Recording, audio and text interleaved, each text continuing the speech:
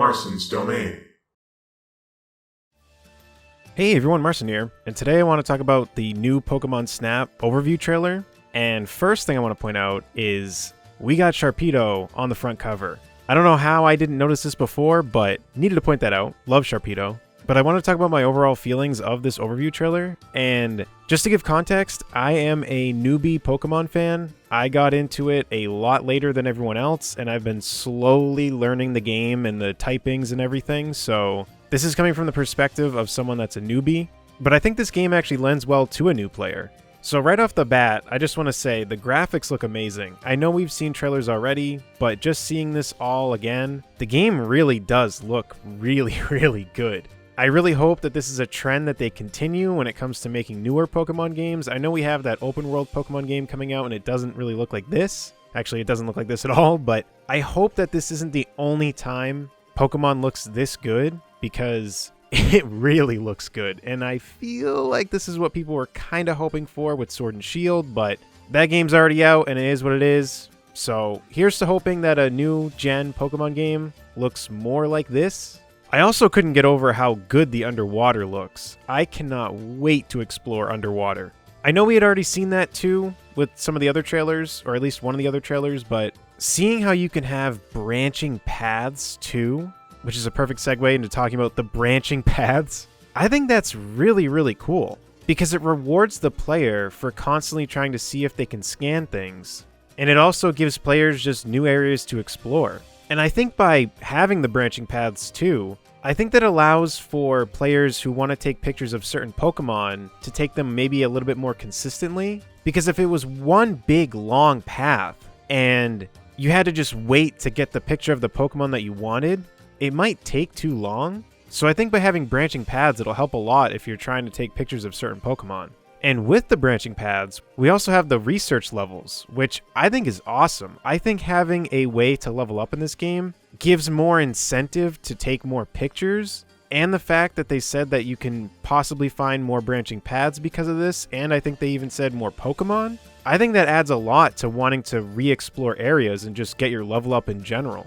The only thing that I'm not sure about, which I'm just going to be talking about in general, just everything that's in this trailer. I know that some of this stuff has been shown off before, but I'm going to use this trailer to talk about it. I don't know how much of a fan I am of the 4 types of pictures when it comes to the rating system, because in one way I am a fan, because it definitely adds longevity to the game and gives completionists something to do. However, I feel like some of those pictures are going to be really hard to get. Like, I could already imagine getting a 3-star and a 4-star and then being like, how in the world do I get a 1 and 2-star? Because if you're already getting the higher ranked ones, it's like, well, what am I supposed to do to get the lower ranked ones? And vice versa. So it's a cool feature for the most part. It's just that I feel like it could also get frustrating if you're trying to 100% the game.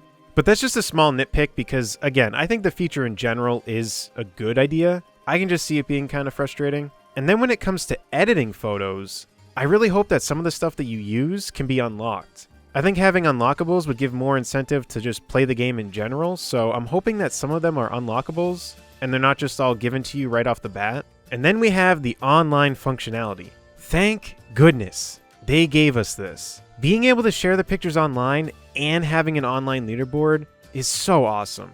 I'm so glad that Nintendo in general, I know that this is Game Freak, but Nintendo in general seems to be more open about having online leaderboards, and I'm really glad about that, because you take a game like Star Fox, which was pretty much designed to be played again and again and again to beat your scores, and it doesn't have online leaderboards, is so crazy to me. So for a game like New Pokemon Snap to have it, this is a game that I wasn't even expecting to have it. Like, if this game didn't have it, I wouldn't have been like, wow, what a missed opportunity. I don't even know if I would have thought about it. Sharing pictures online? Sure.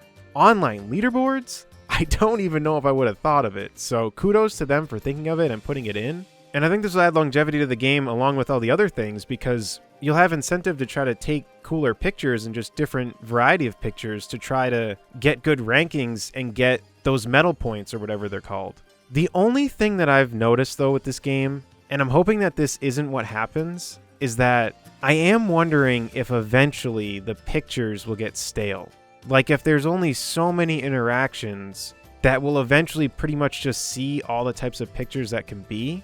Because don't get me wrong, people are very creative. You take a game like Mario Maker and people make levels that you wouldn't even have imagined could be made. But with a game like this, I don't know if there's a lot of random interactions that can happen, or if there's random elements in general that can be really rare, or maybe certain Pokemon can interact with other Pokemon and it's completely random if it happens. But if a lot of it is just scripted, I don't know how much variety there'll really be. Not to say that there won't be a lot of variety, but we could get to a point where we go online and look at the pictures and they're pretty much just the same. But hopefully that doesn't happen, because again, people are very creative, so as long as there's enough stuff in the game, then hopefully people will just always be able to come up with different things. But that's one of the only negatives that I really thought of when it comes to this game. And that's pretty much my overall thoughts on this trailer and the game itself. Definitely let me know what you think about all this in the comment section down below. If you enjoyed this and want to support more content, feel free to subscribe. And until next time, I'll see y'all later. Take care, everyone.